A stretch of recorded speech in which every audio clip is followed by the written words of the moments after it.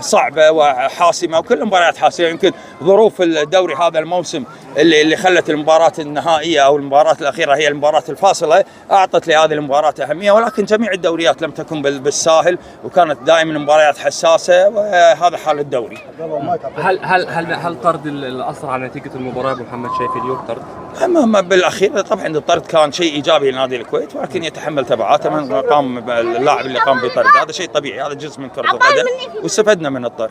هذا الفوز قدم لمنو؟ إلى الرئيس الفخري أخوي الغالي مرزوق الغانم، وإلى الرئيس الذهبي عبد العزيز مرزوق، وإلى شقيقي فهد الغانم، وإلى إخواننا أعضاء مجلس الإدارة، وبالأخص أخوي مرزوق الغانم على ما يقوم فيه من تواجد مع هذا الفريق ليل نهار، قبل التمرين بعد التمرين أثناء المباريات. فأقول له مشكور وما قصرت، وهذا الإنجاز نهديه لك يا أبو علي. موسم صعب جدا على نادي الكويت.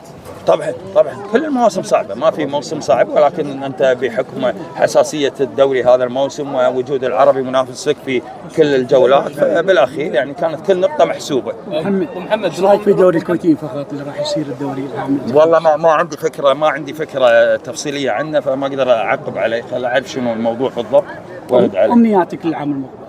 أمنياتي شخصية طلعنا من جو الدوري. أشدت بالتحكيم الفترة اللي فاتت كلها، هل يحسب اتحاد الكرة؟ أشدت بالتحكيم؟ أكيد بالتأكيد، يعني مستوى تحكيم مميز صراحة. يعني إدارة المباراة، التعامل مع ردة فعل الجماهير، التعامل مع ردة فعل اللاعبين، جميع المباريات مو بس مباريات الكويت والعربي، يمكن كل المباريات اللي شاهدتها هذا الموسم تحكيم مميز وقرار جريء ويحترم وعادة هيبة الاتحاد. محمد، رغم ان الكويت الحين ماخذ بطولتين، الا ان المحترفين في تصريح سابق ان اغلبهم ضامن انه يكون معاكم. لا انا ما صرحت ولا عمري. لا مدير الفريق ولا مدير الفريق، احنا المحترفين دائما هذا حال، هذا وضع نادي الكويت في جميع المواسم. ابو محمد ابيها من المحترفين بعد نهاية الموسم نقيم وناخذ القرارات الصحيحة. ابو محمد ابيها منك بالكويتي، شلون استطاع الفريق انه يقلب الطاولة على نادي العربي؟ بالروح والثقة. احنا بفضل رب العالمين فريق عنده الامكانية التعامل مع المباريات الحاسمة، لأن تعودنا عليه، وهذا عادل عقل اساله. كان يمي وقلت له بعد الهدف، قلت له لا تحاتي ان شاء الله باذن الله الواحد احد قادرين ان نقلب النتيجه. ابو محمد تصريح مميز ان الاتحاد اعاد هيبته هذا الموسم. طبعا ماذا تعني؟